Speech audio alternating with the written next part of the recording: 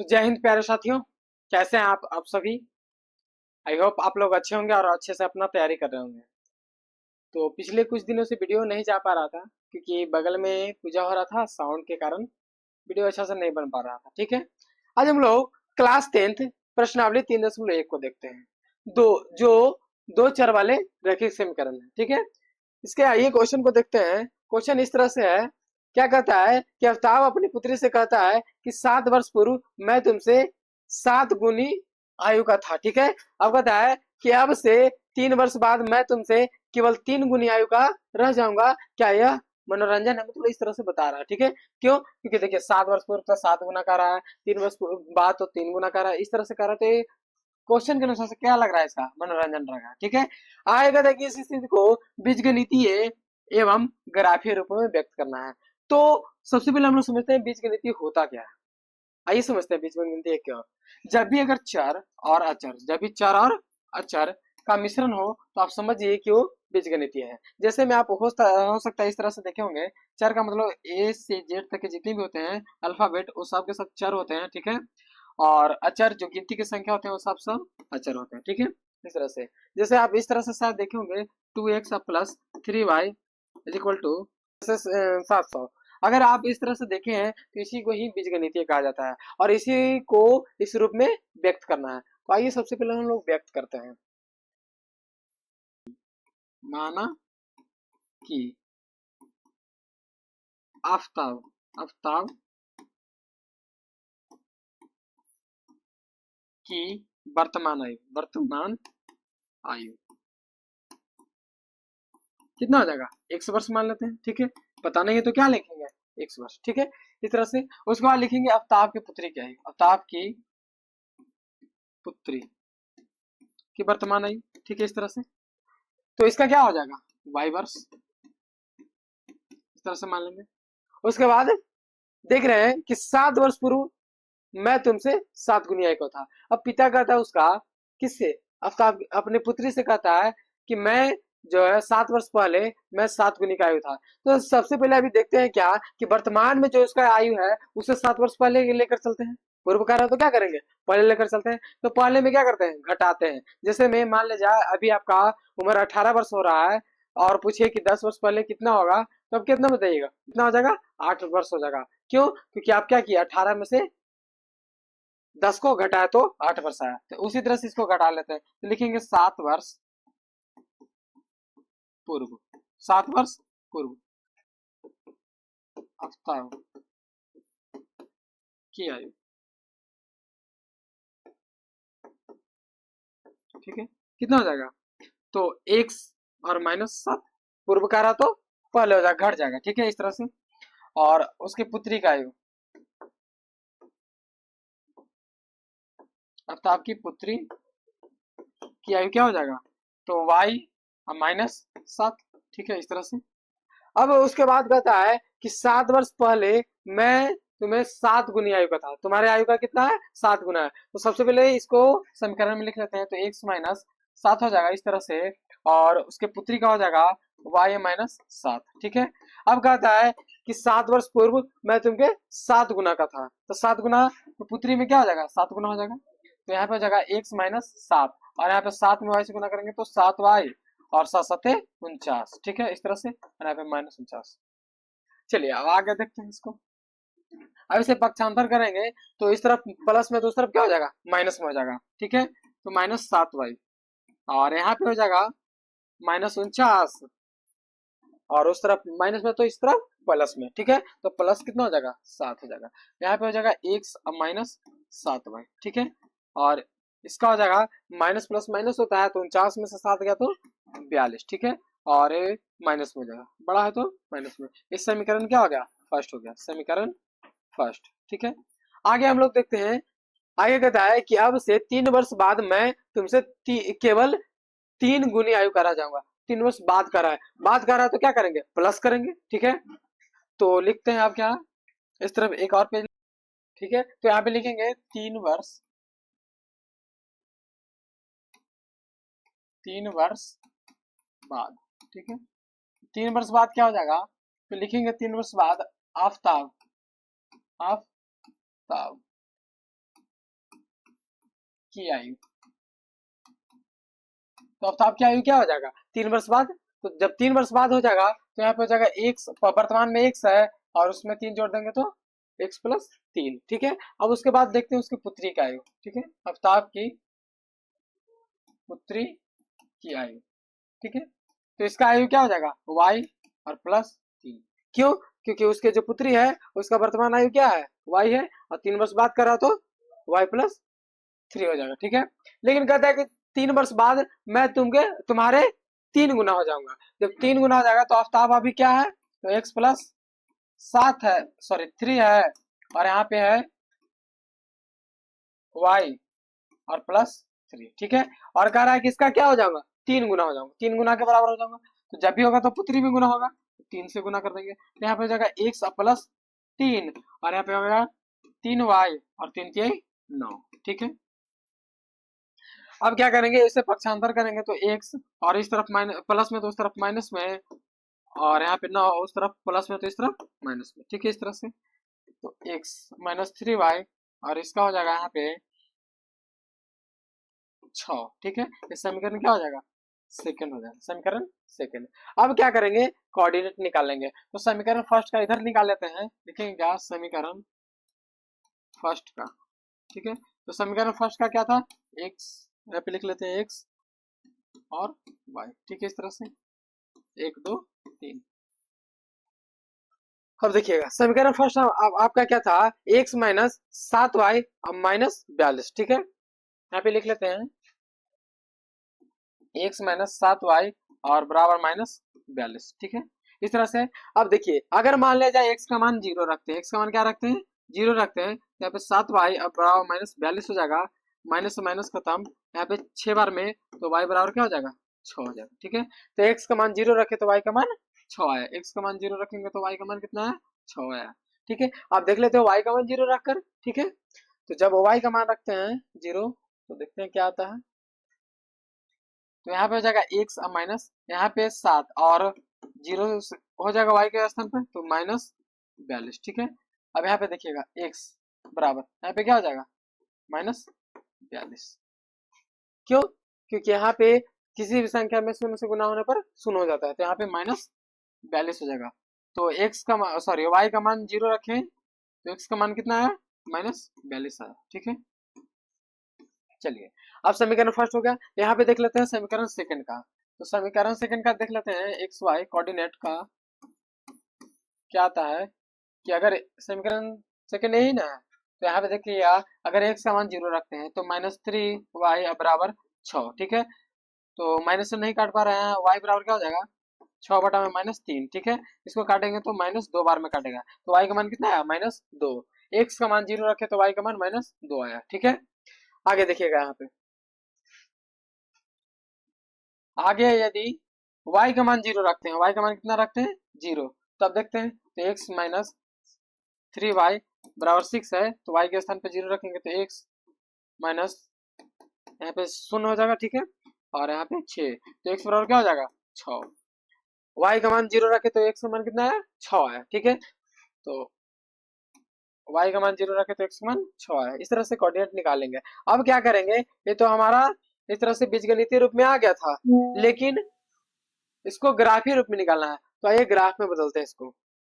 ठीक है, ग्राफ में देखते हैं क्या है, तो जब भी एक केंद्र होता है, केंद्र कितना होता है 0 होता है। ठीक है, और अब देख लेते हैं कि सबसे ज्यादा कितना है, तो सबसे ज्यादा देख रहे हैं इसमें -42 है, उससे ज्यादा नहीं है 6 है, इसमें भी 6 है, तो मतलब अधिकतम 42 तक लेकर चलते हैं। ठीक है, तो यहाँ पे ये जब भी 10 का अंतर में होता है तो 10, ये 20 हो जाएगा। ठीक है, ये 30, 40, 50, ज्यादा नहीं लेते हैं। क्यों नहीं लेते हैं, क्योंकि ज्यादा लेने से कोई फायदा नहीं है, हमें 42 तक ही चाहिए। और याद रखिएगा ये जो पड़ा हुआ है इसको एक्स अक्ष कहा जाता है, इसलिए एक्स हो जाएगा। ठीक है, और इसको एक्स डैश कहा जाएगा, एक्स डैश। ठीक है, और जो खड़ा है इसे वाई अक्ष कहा जाता है, इसलिए वाई और ए वाई डैश होगा।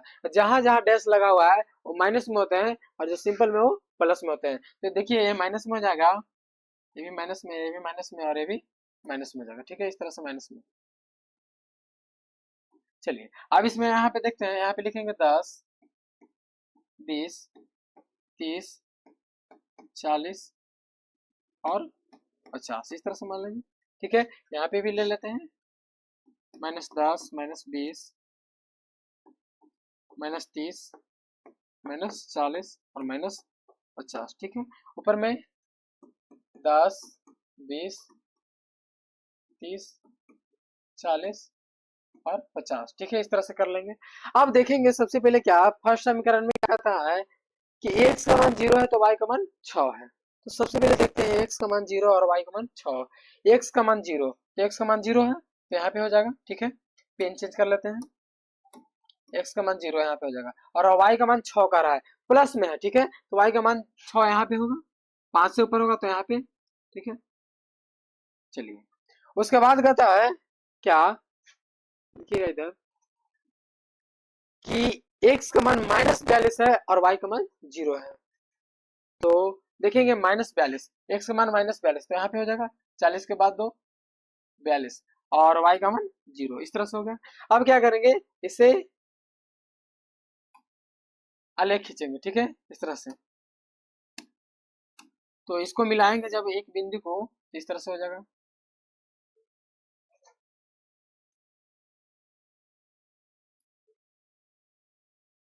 ठीक है, इस तरह से मिल जाएगा। आगे देखते हैं दूसरा समीकरण में क्या कहता है, देखिएगा इधर दूसरा समीकरण में x का मान 0 और y का मान -2 है। ठीक है, तो x का मान 0, x का मान 0 रख लिए। ठीक है, और y का मान -2, देखिएगा यहाँ पे y का मान -2 है। ठीक है, तो y का मान -2 लिखेंगे, यहाँ पे आएगा, आ गया। चलिए उसके बाद देखते हैं कि x का मान 6 है तो y का मान 0 है, तो y का मान यहाँ पे 0 हो जाएगा और x का मान 6, तो इस तरह से हो जाएगा। अब यहाँ पे भी एक रेखा खींच लेते हैं, इस तरह से हो जाएगा। अब इस तरह से जो हो गया, इस समीकरण को यहाँ पे लिख देंगे क्या, इस समीकरण का देखिएगा फर्स्ट समीकरण क्या था, x -7y बराबर -42, x -7y और बराबर -42, और ये समीकरण जो है वो हो जाएगा x -3y बराबर 6। ये जो समीकरण है इसका नाम क्या है, यहाँ पे लिख दे रहे हैं x -3y बराबर 6। ठीक है, इस तरह से बन गया, ये आपका क्या हो गया, आंसर हो गया पहला का। ठीक है, अगर आपको यहाँ तक समझ में आया तो अभी वीडियो को क्या कर लीजिए, लाइक कर दीजिए, अपने दोस्तों के साथ शेयर कर दीजिए, ताकि आपके साथ साथ आपके दोस्त भी पढ़ सके। और अभी तक सब्सक्राइब अगर नहीं किए हैं तो सब्सक्राइब कर दीजिए। ठीक है, और जो भी प्रश्न नहीं आता है आप हमें कमेंट कीजिए, और आपके वीडियो 1 से 2 दिन के अंदर में जल्द से जल्द आपके कोशिश करेंगे कि जल्द से जल्द आपके पास पहुंच जाए। ठीक है, तो चलिए आगे हम लोग देखते हैं अब दूसरा नंबर क्वेश्चन को। दूसरा नंबर क्वेश्चन कहता है कि क्रिकेट टीम के एक कोच ने 3900 रुपए में 3 बल्ले तथा 6 गेंद खरीदे हैं। 39 रुपए में 3 बल्ला और 6 गेंद खरीदा। ठीक है, आगे देखते हैं कि बाद में उसने एक और बल्ला तथा उसी प्रकार के 3 गेंदे और खरीदा, कितना में, 1300 रुपए में खरीदे। ठीक है, इस स्थिति को बीजगणितीय और ज्यामितीय रूप में व्यक्त करना है। तो क्या कि माना कि एक बल्ले का कीमत, ठीक है, एक बल्ले का कीमत कितना, 100 रुपए। ठीक है, उसी तरह से आगे क्या है, गेंद है, तो लिखेंगे एक गेंद का कीमत y रुपए। ठीक है, इस तरह से लिख लेंगे। उसके बाद कहता है कि 3 बल्ले तो बल्ला क्या है, बल्ला का कीमत x है। ठीक है, और गेंद का कीमत क्या है, y है, तो xy लिख लेंगे।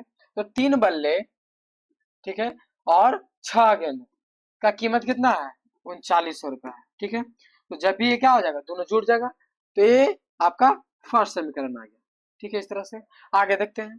आगे कहता है क्या, यहाँ पे है एक और बल्ले तथा उसी प्रकार के 3 गेंदे।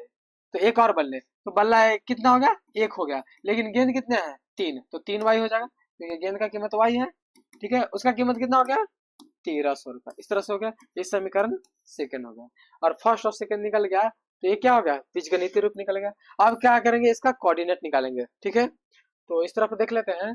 फर्स्ट समीकरण आया था क्या, 3x + 6y 3x+6y, ठीक है, इस तरह से, और 3900 है, ठीक है, ये समीकरण फर्स्ट है। इसका कोऑर्डिनेट निकालेंगे। अब दूसरा देख लेते हैं कि y x+3y is equal to 1300, ठीक है, ये समीकरण कितना है, दूसरा है। अब इसका कोऑर्डिनेट निकालते हैं, तो x और y मान लेते हैं इस तरह से, तीन घेरा बना लेते हैं। अब देखते हैं x का मान यदि जीरो रखते हैं, x का मान यदि जीरो रखते हैं तो x के स्थान पर जीरो हो जाएगा, ठीक है, और +6y और बराबर 3900, ठीक है, इस तरह से हो जाएगा। अब ये सब के सब क्या हो जाएंगे, जीरो हो जाएंगे यहाँ पे, क्योंकि किसी भी संख्या में जीरो से गुना होने पर जीरो हो जाते हैं। यहाँ पे हो जाएगा 6y और बराबर 3900, ठीक है। अब देखें क्या कि यहाँ पे देखते हैं करता है कि नहीं करता है, तो करता है, कितना से करता है, देख रहे हैं 6×6 = 36, 6 बार में कट गया, यहाँ पे बचा 3 और 6×5 = 30, ठीक है, तो 650 बार में कटा, इसलिए यहाँ पे क्या हो जाएगा, x का मान जीरो रखे थे तो y का मान 650 हो जाएगा, ठीक है। आगे देखते हैं, ये y का मान देख लेते हैं, तो y का मान यदि जीरो रखते हैं, ठीक है, तो यहाँ पे हो जाएगा 3x+6 और y का स्थान पर जीरो, यहाँ पे 3900, ठीक है, और ये सब के सब जीरो हो गए, तो यहाँ पे 3x बराबर 3900, ठीक है। अब इसे काटेंगे तो एक यहाँ पे 1300 बार में कटा, ठीक है, तो x का मान कितना है, 1300 आ गया, x का मान 1300 आ गया, कब, जब y का मान जीरो रखे थे तब, ठीक है, इस तरह से हो गया फर्स्ट का। सेकंड का देख लेते हैं, तो यदि x का मान जीरो रखते हैं तो यहाँ पे क्या हो जाएगा, 3 से देख रहे हैं कि नहीं कट रहा है, यहाँ पे लिख लेते हैं xy,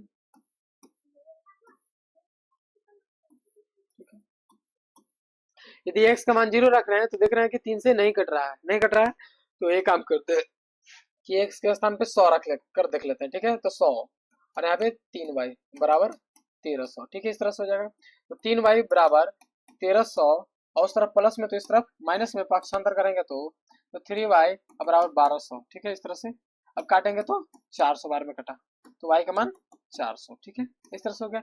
कब आया, जब x का मान 100 रखे तो y का मान कितना आया, 400 आया, ठीक है, इस तरह से। आगे देखते हैं, आगे क्या, x का मान सॉरी y का मान आप जीरो रख कर देखते हैं, ठीक है, तो y का मान जीरो रखें तो क्या आएगा, 1300 यहाँ पे है, ये सब का सब जीरो हो जाएगा, तो x बराबर 1300, y का मान जब जीरो रखे तो x का मान कितना है, 1300 आया, ठीक है, इस तरह से आगे। अब क्या करेंगे, इसको ग्राफीय रूप में निकालेंगे, ठीक है, एक कोऑर्डिनेट दोनों आगे, इस तरह से। चलिए ग्राफ में देख लेते हैं, ठीक है, इस तरह से। तो सबसे पहले देख रहे हैं कि सबसे अधिकतम क्या है, 1300 है, ठीक है, और ज्यादा नहीं है, 1300 तक है, ठीक है, तो यहाँ पे क्या कर लेते हैं, 500 के अंतर पर 100 के अंतर पर ले,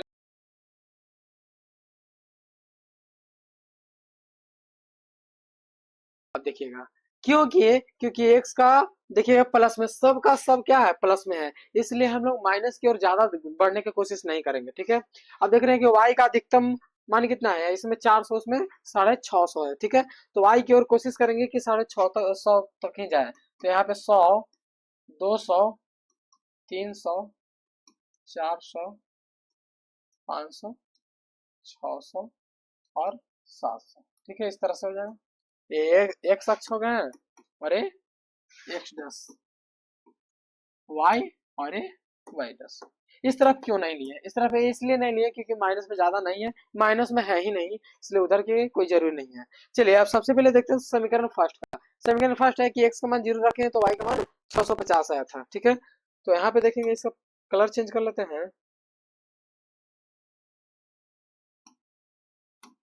एक्स का मान जीरो रखे थे तो वाई का मान 650 आया था, तो 650 यहाँ पे हो जाएगा, 700 के बीच में, यहाँ पे 650, ठीक है, इस तरह से हो गया।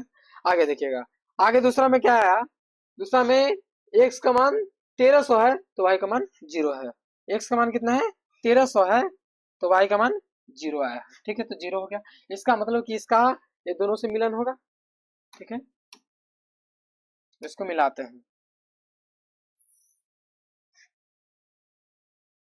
चलिए अब देखते हैं आगे।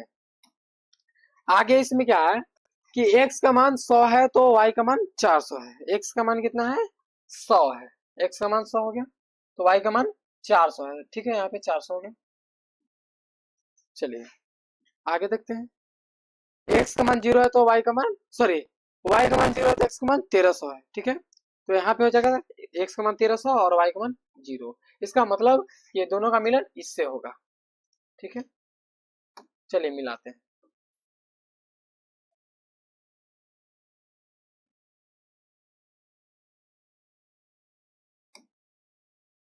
मिल गया ना। चलिए अब आगे हम लोग देखते हैं आगे वाला क्वेश्चन को।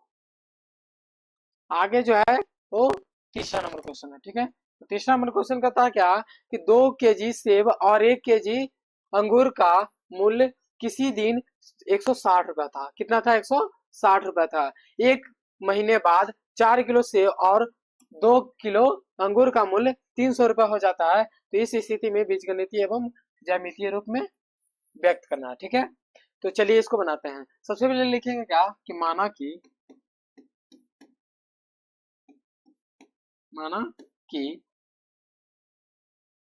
1 केजी सेब का मूल्य कितना हो जाएगा? 100 रुपया हो जाएगा, ठीक है। उसी तरह से 1 केजी अंगूर का मूल्य, 1 केजी, यहाँ पे एक लिख देते हैं, ठीक है। 1 केजी अंगूर अंगूर का मूल्य, ठीक है, क्या हो जाएगा? ₹Y हो जाएगा, ठीक है। इस तरह से मान लेंगे। पेन चेंज कर।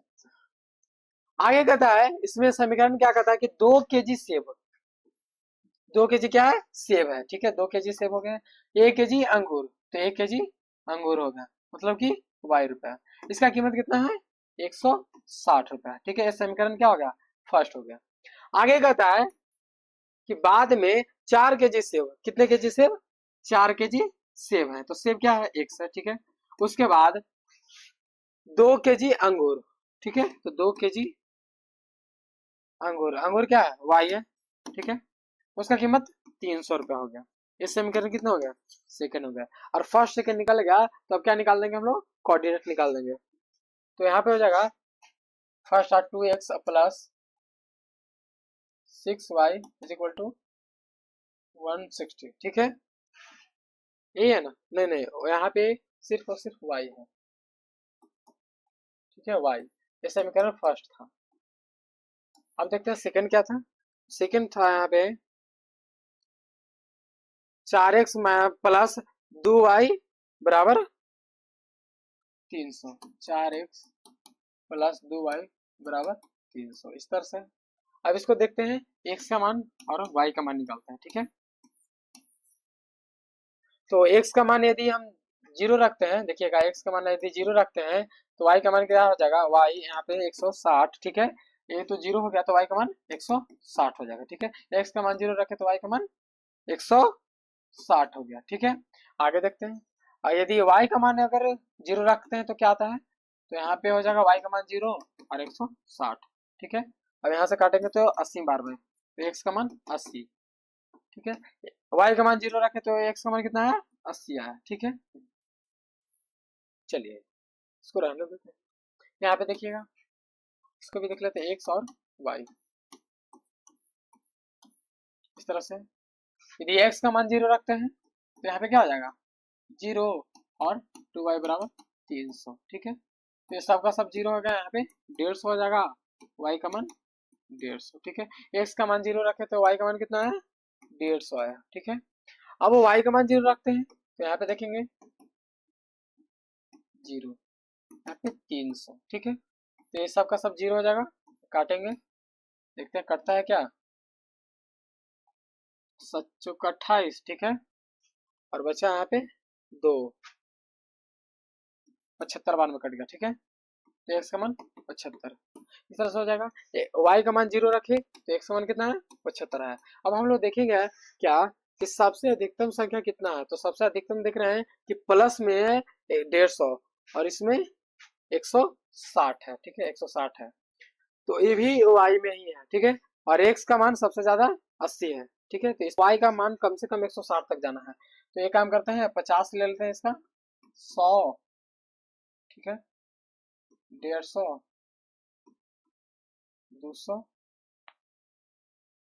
ज्यादा नहीं लेते हैं क्योंकि हमें 160 तक चाहिए ही, ठीक है। और एक्स का मान सबसे ज्यादा क्या है, सबसे ज्यादा उसमें 80 है और 75, मतलब 80 तक सबसे ज्यादा जाना है, ठीक है। तो 50, 100, ठीक है, इस तरह से 200, 150 ले लेते हैं,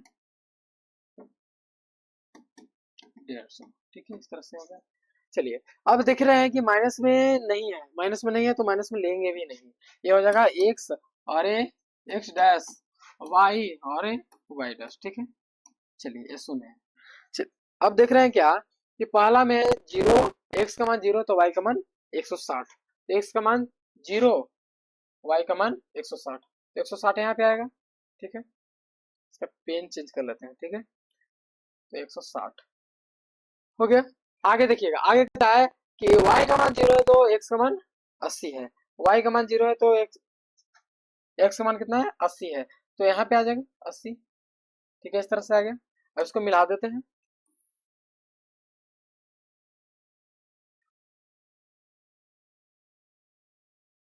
मिल गया, ठीक है।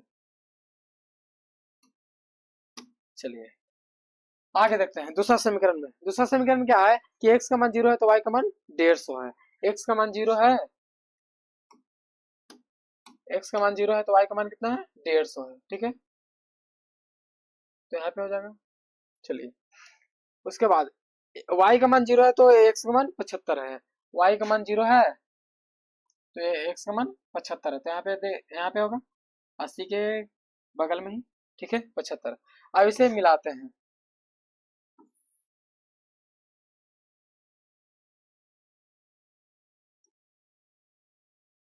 तो देख पा रहे हैं कि ये क्या है, समांतर है, ठीक है, ये समांतर हो गया। तो इस तरह से आप समीकरण लिख लेंगे, फर्स्ट है और ए सेकेंड, ठीक है। तो यहाँ तक बनने के लिए आप सभी को बहुत बहुत धन्यवाद। अगर आपने अभी तक लाइक नहीं किया तो लाइक कर दीजिए, अपने दोस्तों के साथ शेयर कर दीजिए ताकि वो भी आपके बात पढ़ सके, ठीक है।